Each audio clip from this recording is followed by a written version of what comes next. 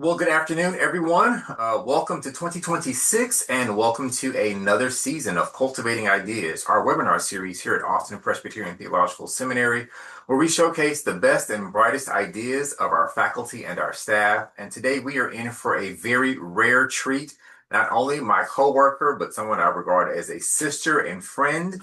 We have the Reverend Dr. Sarah Allen with us today.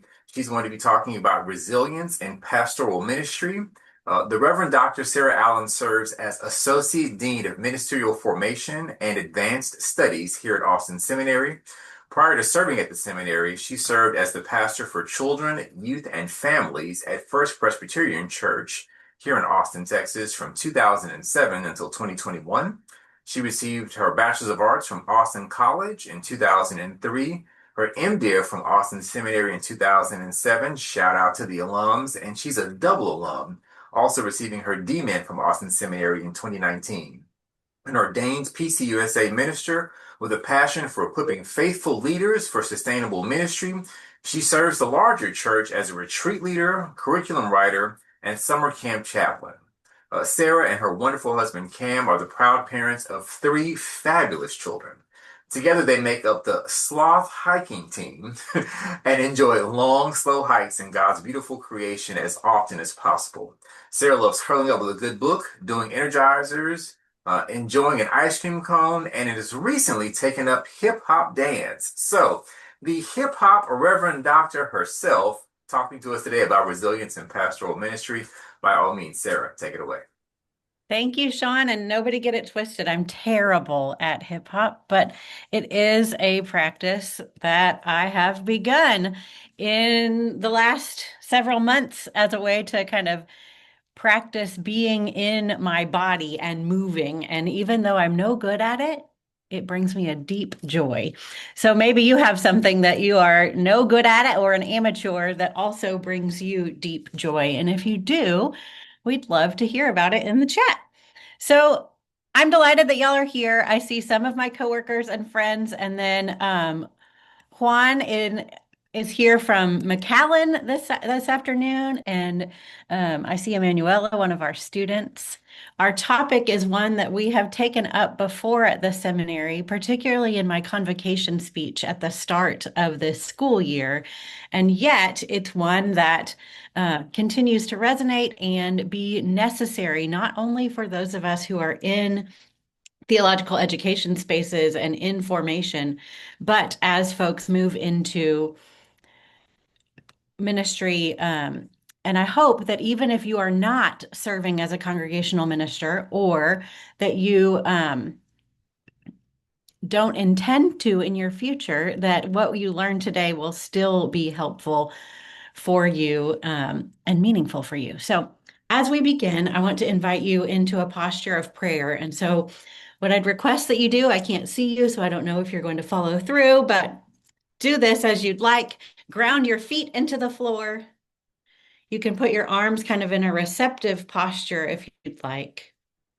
The opening of our arms is a signal that we are ready to receive what God might have to offer to us. And I invite you to simply close your eyes and take a few moments of cleansing breath.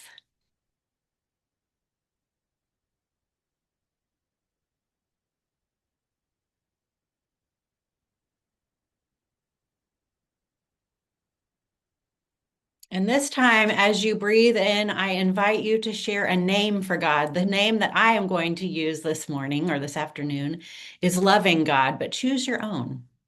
And on your inhale, simply state that name. And then as you exhale, ask God to give you peace. So my breath prayer sounds like this: loving God, give me peace.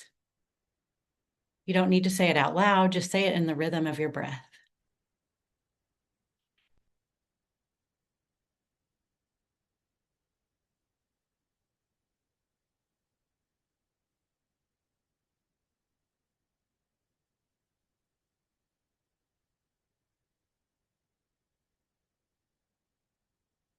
And all of God's beloved people said, Amen. We begin that way because we need to be grounded in the bodies that God has given us. And one of the tools that we have for being resilient in our lives and in the life of faith is the practice of embodiment. And so I invited you to cleanse your breath, to invite the Holy Spirit to be present with you, giving you peace as a reminder of our soma, our body, our soul, our spirit. An Episcopal priest whom I have recently been privileged to know, who is the author of a wonderful book called From Weary to Wholehearted, a restorative resource for avoiding clergy burnout. Her name is Callie Swanlin, and she has a framework that we'll use this afternoon that's simply called Spark. And I'm putting it in the chat. Um, it is stands for Soma, so what we just did, embodiment, preparation. So thinking about the ways that we need to prepare for what is coming ahead of us. If it's a difficult season in the life of our congregation or ourselves, what is the preparation we need to do? The next one is awe. Where is it that you are experiencing deep wonder and joy? Where are the glimmers of hope, peace, and love that you see? The next is retreat. You're doing some of that even as you come this afternoon. You're stepping away from the demands of your day. I know some of you are working while you do this, and so that doesn't necessarily apply, but you can think of it. I hope that you'll be able to use this time as somewhat of a retreat, a stepping away from the demands that are placed upon us, whether they be familial or work related or personal or simply the necessities of daily rhythms. Stepping away, even for a moment, to remind ourselves that we are grounded in a love that is not based in our productivity. And the last is kinship, thinking about the connection that we share, those of us together this afternoon, those of us who are connected by being a part of the body of Christ, the community of saints that gathers around us, both living and merely dead in Christ, the connection and kinship that we have with our ancestors, with God's creation. So she offers that as a framework for how to navigate times and seasons in your life where you feel stretched thin. I wonder if you've ever had one of those times. I know I have, where I felt stretched thin and my own resources were not going to be enough to sustain me. Sometimes I've pretended like my own limited resources would be enough to sustain me. And when I pretended this, I found myself in trouble. I found myself in times of burnout. Now, congregational ministers, those of us who are serving in places of faith as the Christian leader, as the one that folks come to for counsel, who come to hear the word of God preached and spoken, who are the ones who share in the mysteries of our faith. Even just naming those things, you can probably feel the weight, right? Those of you who are training for this ministry, Emanuela, I know that it can be a something that feels heavy. Those of us who serve in those spaces, we know that this is both privilege and can be burden. And so how do we sustain ourselves in the life of congregational ministry? Well, when we do not pay attention to it, when we pretend that lie that we can do all things not through Christ who strengthens us, but through ourselves who strengthens ourselves, that is the lie that we tend to believe. We find ourselves disconnected from what brings us joy, possibly disconnected from family and loved ones, and certainly even disconnected from creativity and the connections that we're striving to build inside of our congregations. If you have a moment, take a second and in the chat, think of a time, it can just be a word or a phrase, a season in your life where you felt stretched thin. What's a season in your life, a time when you felt stretched thin? And as you're sharing, I'll tell you mine. So I served in congregational ministry and perhaps will again in God's future. But my time at the congregation where I served for 15 years was deeply full of joy and meaning. I loved it. Everything about it. And I forgot that this ministry was not something that I was sustaining on my own, but yet was something undergirded by the God who cares for all of creation. I forgot this to the point where I neglected rhythms of tending to my body, the breath prayer that we just engaged in. I neglected the relationships outside of my congregation that brought me life and joy. Texts from my friends would go unread for a long time.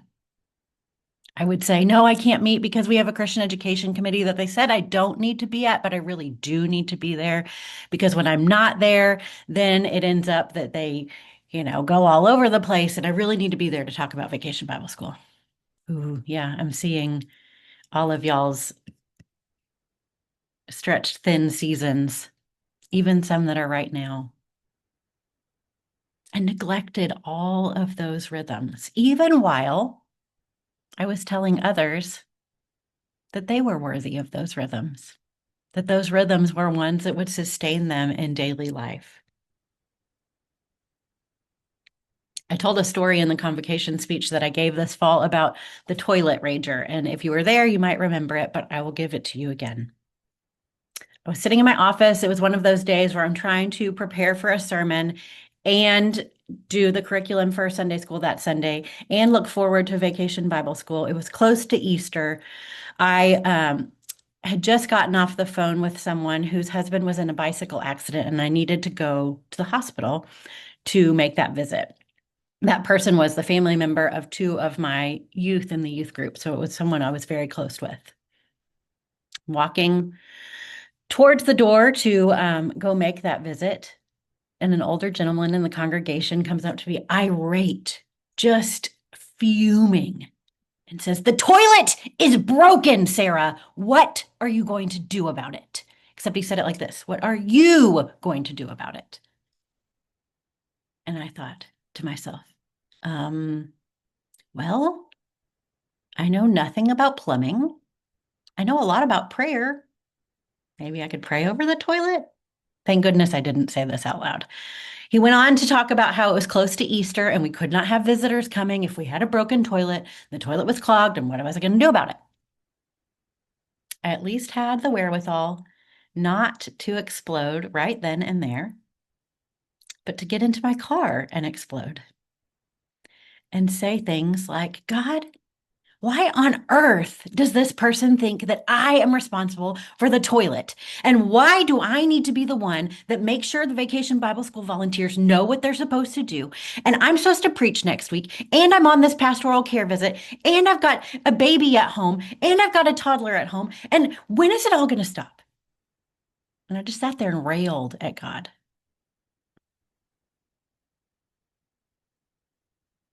And it wasn't just the toilet rager. It was, it really had nothing to do with the toilet rager, really. It had to do with me. It had to do with my disconnection from what was actually my vocation. It had to do with my disconnection from practices that I knew would bring me joy, would bring me closer to God. And yet I just those are optional. But instead, what I'll focus on is writing this sermon without having my own personal grounding in the love of Jesus Christ at that moment. Does that make sense? Was focused on internal resources rather than recognizing the gift of community, connection, and kinship, and the truth that my resources, my strength does not come from me,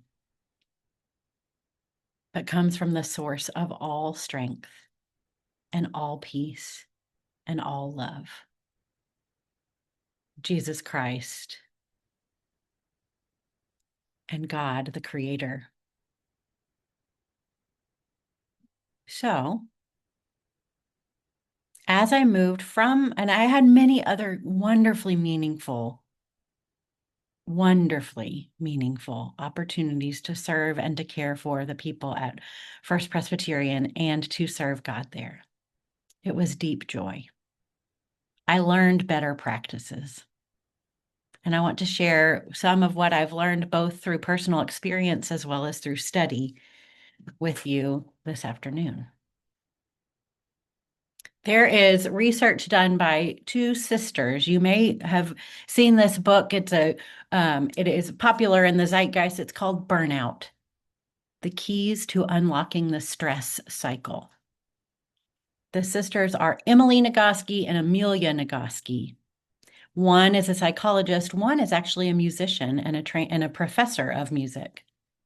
They came together to study what are some of the keys that help us become resilient to face whatever might be coming our way, whether it be adversity or deeply, deeply challenging work circumstances, pressures that we place on ourselves, etc. And they name this important distinction, one that maybe you knew, but I never knew, that stress and stressors are distinct. Okay.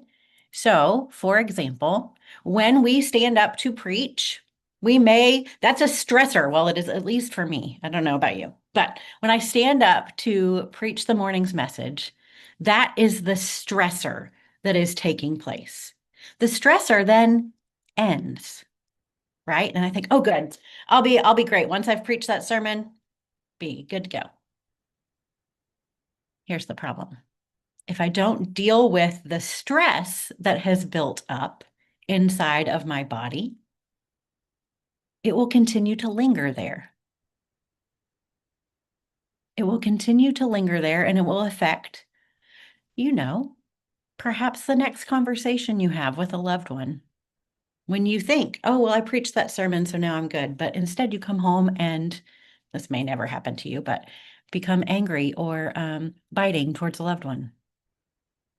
Maybe you speak out of turn in the committee meeting, saying something you wish you had not, or something that normally wouldn't get to you triggers you in that moment.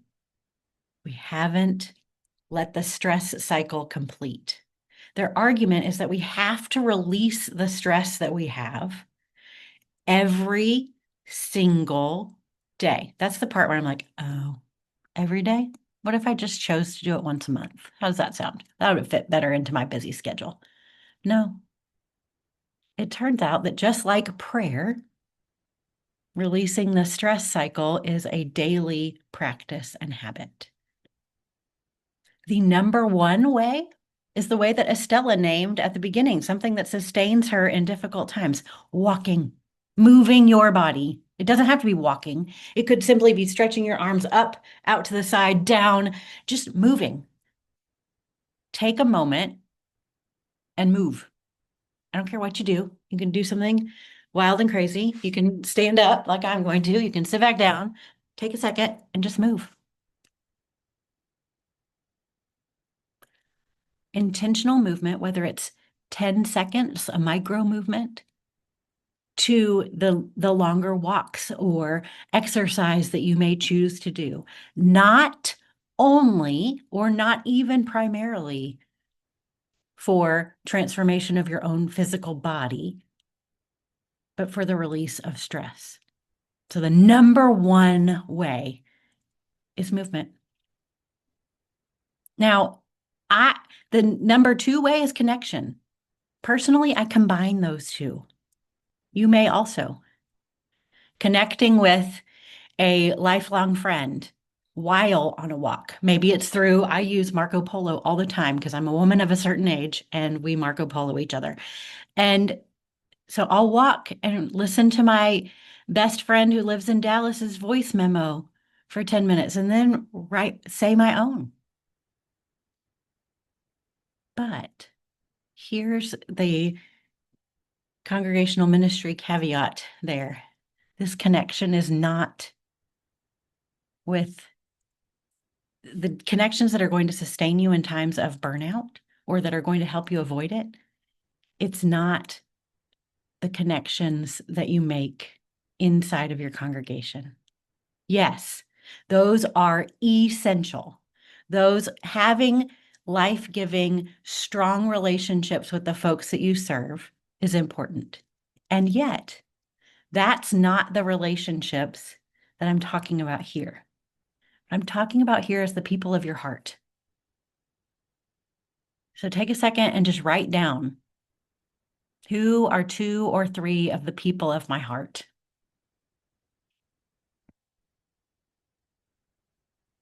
How and when do I connect with them?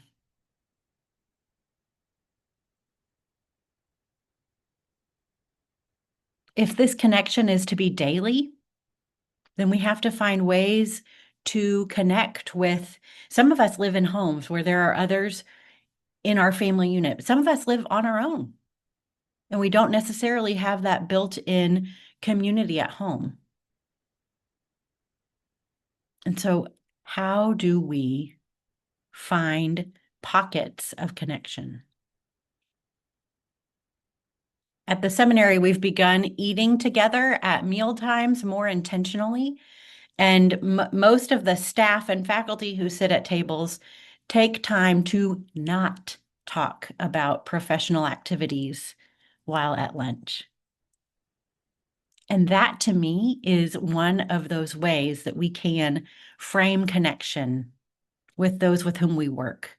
So if you serve in a congregation where there are multiple staff members, it's not just you, which may not be the case, but if you have a community of coworkers, I strongly encourage you to find space in your week to have meal time, to have a shared time that has nothing to do with the agenda, has nothing to do with who's leading the children's sermon this week and what's the scripture. It is solely for conversation and connection. Movement, connection. Okay, well, we've talked about connection to community, and yet there's a primary connection that we need to attend to daily. And we know this. We know daily rhythms of prayer, of meditation, of devotion, of simply stopping to say, thanks, God, or I noticed that. We know those rhythms sustain us. And maybe we are really good about those habits. Maybe we're not. So, a challenge to each of us, to myself included, is to find a micro way each day, intentionally, where you take time to connect with the one who creates, redeems, and sustains you. And I want to say, specifically to us as church leaders, that has nothing to do with your professional output that week. Yes, we are all writing. I've got 2 Bible studies I'm writing for retreats right now.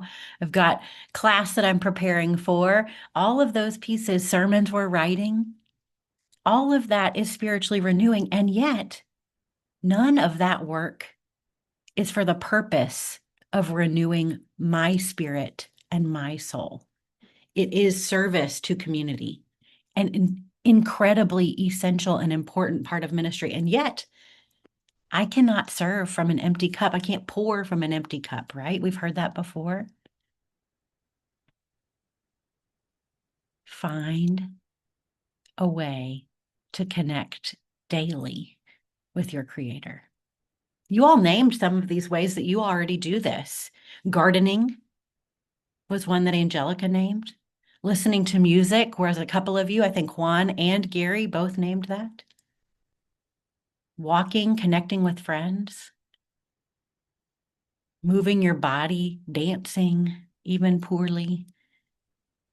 I've started listening to a podcast that I'll put the name of it in the chat as well, um, because I find myself commuting up and down Mopac every day for 30, sometimes an hour.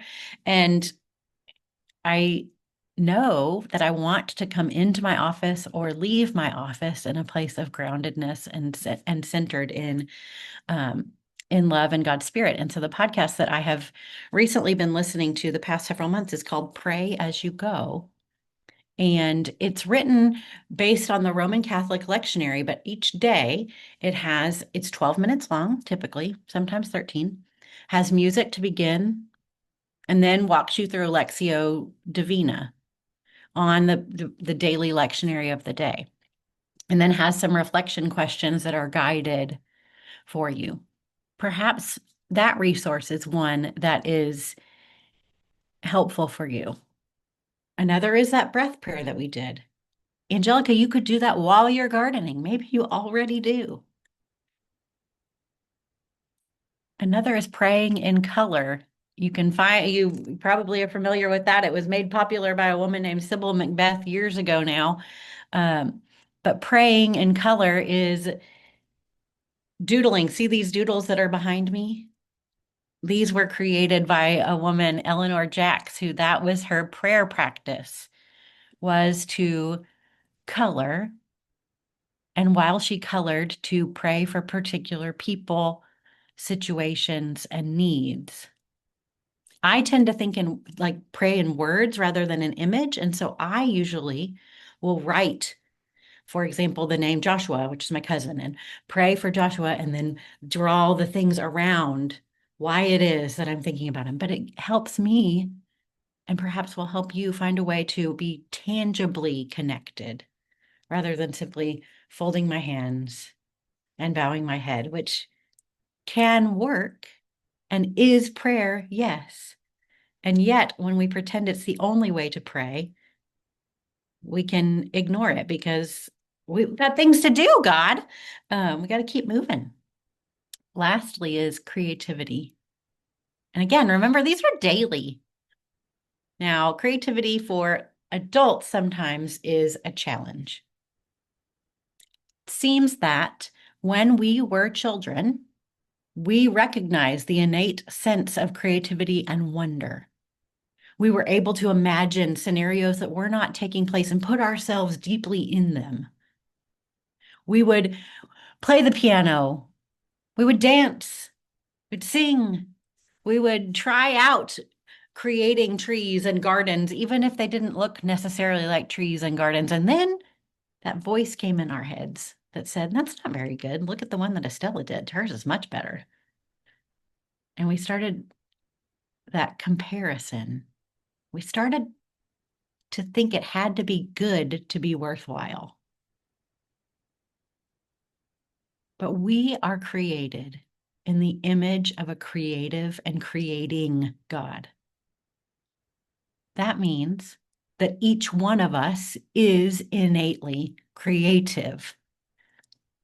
It doesn't mean that your profession or vocation has to show that you can draw something very beautifully or play the piano or whatever it is. It means that you take the time to create something. Amanda named that she does pottery, and she claims like I did in hip hop, I'm no good at it, but I love it. That's the point. Brene Brown has this beautiful quote, and I don't want to misquote it, so I'm going to look at my notes. It's in the book called The Gifts of Imperfection. This was one of her first books. Unused creativity does not just disappear, she says. It lives within us until it's expressed, neglected to death, or suffocated by resentment and fear. As long as we are creating, we are cultivating meaning. We are meaning makers. As long as we are creating, we are cultivating meaning.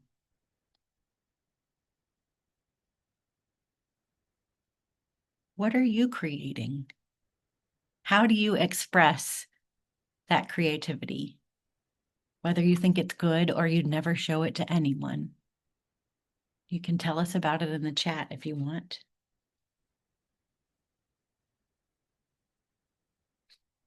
Resilience, that ability to sustain times of adversity, chaos. I love you, Gary. Um,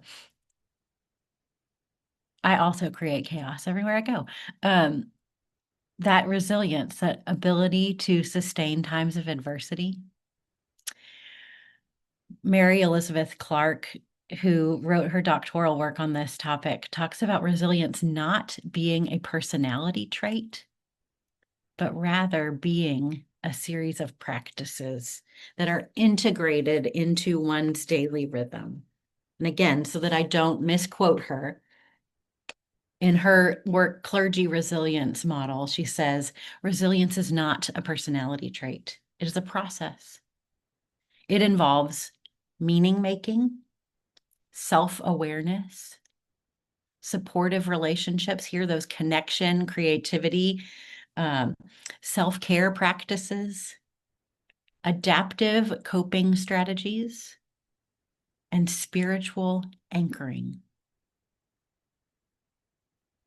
Resilience grows through daily practice. Resilience grows through our ability to recognize what's challenging us and to find new ways, perhaps, to cope with it rather than relying on old patterns. I love that when she talks about it, she has circles that are like this and they're integrated. And she talks about how when we don't have one or the other, so if we have meaning making and yet we're not self-aware, and we still find ourselves in places where we're not feeling like we can withstand adversity because we're not recognizing what part we have to play in whatever that challenge might be around us.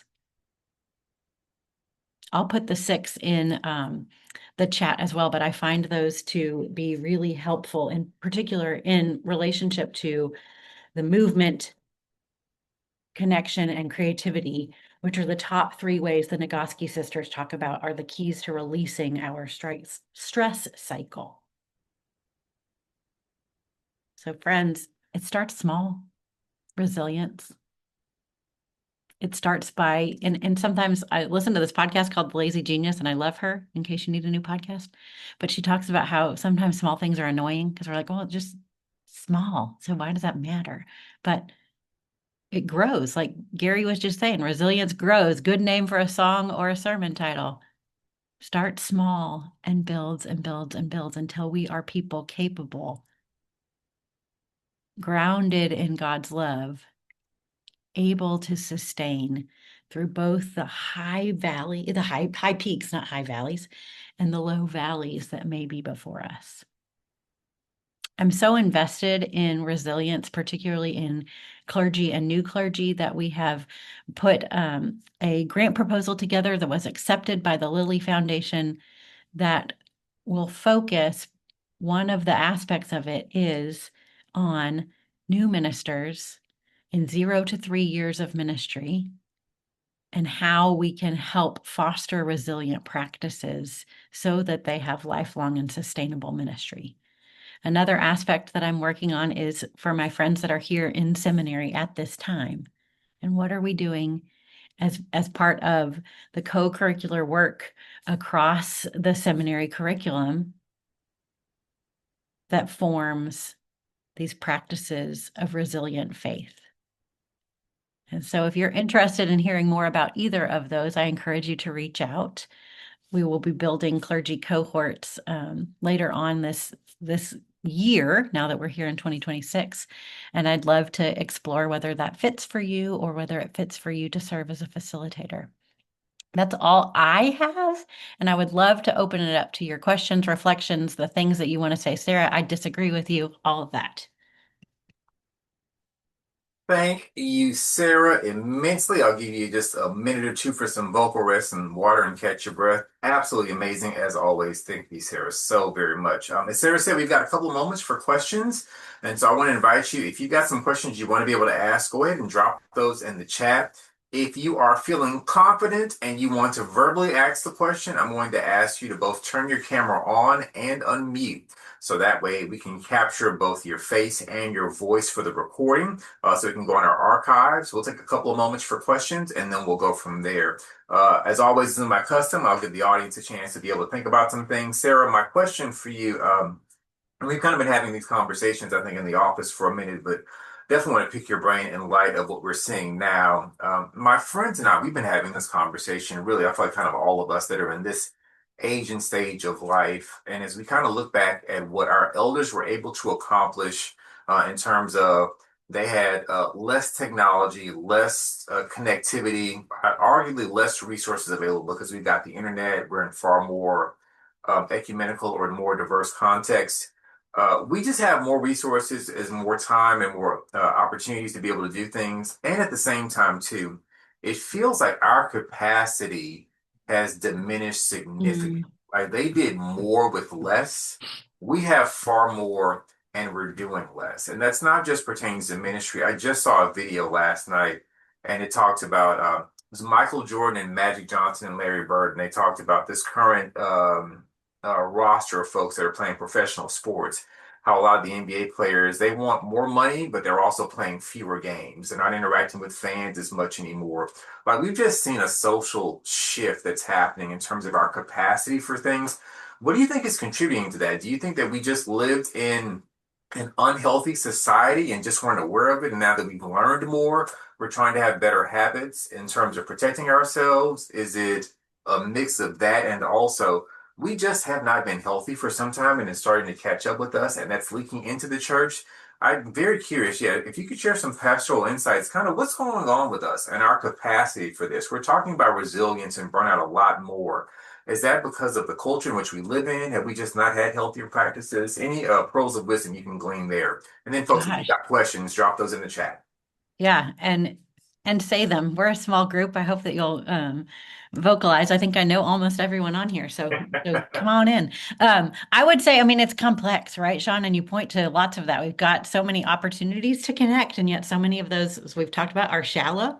Yep. Um, and I think that I mean, I don't know the answer, right? There's not an antidote to all of it. And yet, yes, perhaps some of it is a recognition that being all things to all people is not what we're called to do in the sense of me, I don't have to be great at XYZ, all of the things. And I can put where's a little bit more respect around boundaries on time and value and things like that. On the other side, I think a lot of it relates to the isolation that we have allowed ourselves into. I can choose to completely curate who I interact with online and even kind of in my personal life. And so that means that my neighbors can be as limited as I want them to be.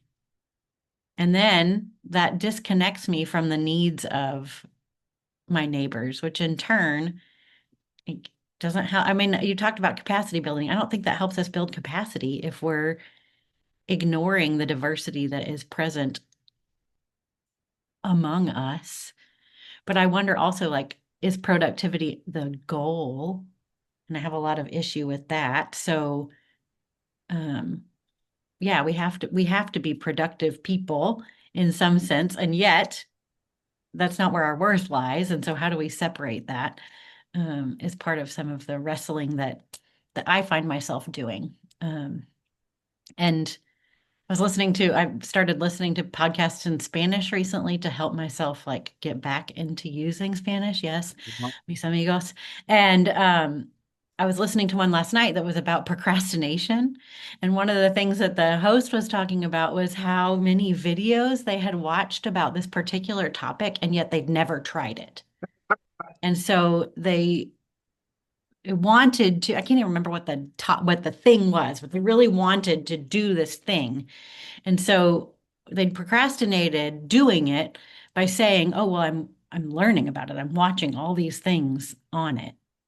And that kind of speaks to the disconnect from the actual action, right? But learning as much as we can about that action. Anyhow, somebody else talk.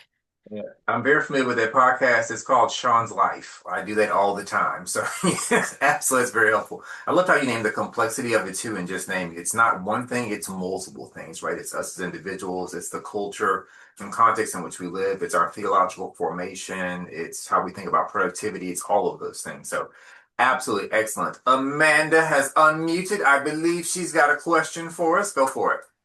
Well, I just wanted to kind of jump in on that same question though and say, I mean, obviously it is a much, much more macro view of it, right? But if historically, if I'm even just looking back in my family, 3 generations, right? Me, my mother, and my grandmother, um, yes, my grandfather could work more hours because he had somebody at home who did all of the invisible labor. And then for my parents, my mother had access to the workforce. Wonderful, amazing. We should not go backwards in that. However, then the work week changes dramatically for the family and the expectations and the burnout and who is going to make the doctor's appointment, who is going to be at home for the plumber, who's going to do these things becomes a conversation that hadn't before. And so I think with those much, much larger shifts within the workplace and within the workforce, um, even just with gender diversity, not looking at all the other marginalized groups as well, that this has really changed that conversation because they've lost that invisible labor workforce doing the other things of the pie chart. So, and I want to second the book Burnout. Sarah, we should talk more. I used to teach that to first year teachers in the district I was in. It is a fantastic resource. It's an excellent book. I'll Big talk to you fan. about it anytime. Yeah. Yeah, and they talk about that in the book Burnout as well, about the structures that surround the productivity kind of hustle culture that even infiltrates the life of the church. And yeah, so there's And yeah, it's way complex. Go ahead, Angelica. one thing that my friends who've all entered our 30s, and I think we had this idea of when we enter our 30s, our life would be together, would own homes, know what we were doing professionally. And I think we got this idea from our parents, right? Because a lot of them were in a really stable place when they entered their 30s. But one thing we were talking about is when millennials were growing up, they didn't teach us how to lose because what we got in school was follow your dreams. Everybody gets the award. There are no losers. Everybody's doing great. So we got a lot of positive reinforcement, which I think was a way of trying to redo whatever happened before of us. And we grew up thinking that life was going to go well. And also, there's a lot of anxiety about we need to make sure that life continues to go well. So, a lot of us have anxiety about life, right? But we didn't get taught how to lose. And then we also got taught that resilience was something you either had or you did not have. It was not something you can grow into. And what we're finding out in our 30s is, wow, yeah, turns out life is challenging for everybody. And I forgot where I saw this that somebody was like, oh, I hate when millennials say, oh, I'm adulting. They're just adults. Why can't they just be adults? And then I was like, well, I hear both sides of the story, but because I'm a millennial, I'm probably biased. And I'm like, I think the word adulting came from a sentiment of trying to communicate that we weren't given the tools to grow into adults the way that maybe previous generations were. And again, going back to we were taught to follow our dreams, that if we tried hard enough, we could achieve our dreams, that everybody was a winner, that everybody did well, that we were all great. And then we're like going through life and fumbling and finding out that actually some of us are not so great at some things. And also, there's that change in, as Amanda was talking about, the dynamic of the home. I actually was doing a burnout journal. I got a Goodwill right before the break, and it was talking about the different stressors throughout my life. And I realized that chores are not stressful for me. It's the idea of the chores that are stressful for me. And that is because my work is, I have a lot of small tasks that I do day to day, and my husband does too. So then to come home and have all these little tasks that we have to do, it feels like we're starting our second shift, not only of being a parent, but also our second shift of work chores. I mean, home chores. So we bought a list and now we check off the list. And somehow that list has changed our whole perception about chores. And it sits on the fridge now. We've been using it for about a week and we're like, wow, there was so much like mental stress about the chores and how long they were going to take. And now we have this list and it's like that mental component is gone. And I think that's also part of the process. Again, going back to resilience, sometimes I feel like I've lost some of the resilience I had when I was younger. And I feel like, oh, am I ever going to get that back? And then kind of to Sarah's point, no, it's something you grow into it. So maybe 2025 was a nice year. And so was, yeah, I would say 2025 was a really good year. So there, I didn't have to use those resilient muscles as much as I did in 2024, right? And that's okay. And that I can grow into that resilience again, because not every year has been that difficult. So just want to say thank you, Sarah, for reminding me of that again. That resilience is something we can grow into, that it's not something you either have or don't have. And I'm really glad we were part of this conversation. Thanks, Angelica. Yeah, I put in the chat a book called The Anxious Generation by Jonathan Haidt. I think he wrote it 2 years ago now. And it talks a lot about millennials, particularly, and some of the themes that you're naming and how some of that helicopter parenting is to blame for the lack of resilience that can be felt as millennials move into adulthood. We can take issue with how he frames it if we want, but I find that there's a lot of helpful framing in that about how to equip, he's talking about, okay, so then if this is true, then how are we forming children into capable and resilient adults instead of continuing in this model where we're not necessarily doing that. So I appreciate that. Absolutely. Fantastic. I'm going to ask anybody else has any final questions before we get ready to wrap up. I think as I was listening to everyone, Sarah, one thing that stood out, and I'd love to kind of hear both your thoughts on that. And if we don't have anyone else, you can go ahead and give concluding remarks here. There was a Chinese philosopher, kind of historian, probably about 20 or 25 years ago, maybe more than that, but we'll say 20, 25 years ago for this conversation. And he talked about I think kind of a synopsis of what we've been saying here. He said in the West how we have always had these innovative things, these technological advancements. We invented the microwave because we said that would save time as opposed to having to reheat food on the stove, or we created the computer or the calculator. All of these things that are supposed to save time for us to give time back to family, but instead those tools have just created more work for us. And so I think that's kind of what I've heard everyone saying. Amanda, when she talked about how the job force changed, right? World War II ends, women are invited, they're needed to go into the workforce, and that level of equality, women said we're not going back. And so we had to have a conversation around family dynamics. We've all seen the technological shift that's happened really in all of our lifetimes. I was the remote control as a grandkid, and now we've got AI. Like just everything is shifted, but it hasn't made life easier for us. It's created more work and more productivity. And so I definitely hear you in terms of as the work has increased, the necessity to have boundaries for rest and resilience are paramount, especially in a society that values capitalism and productivity above everything else. So this has been phenomenal. Any concluding remarks you want to be able to give to us as we get ready to get out of Dodge and get back to work? Take a moment.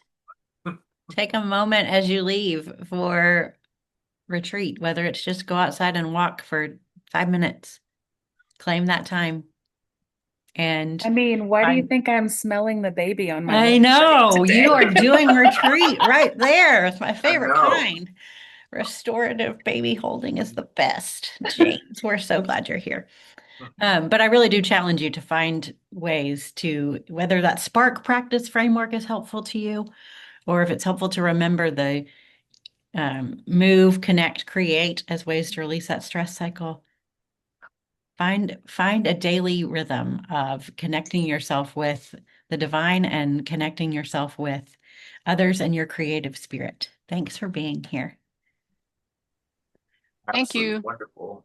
Thank you, Reverend Dr. Sarah Allen. Just some very helpful pastoral words for all of us.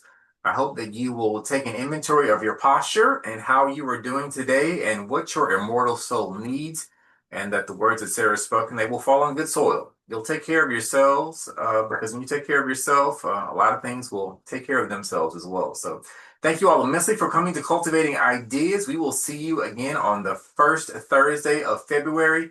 Take care, everyone. Have a fantastic day and week, and stay resilient in the midst of doing pastoral ministry. Take care, everyone.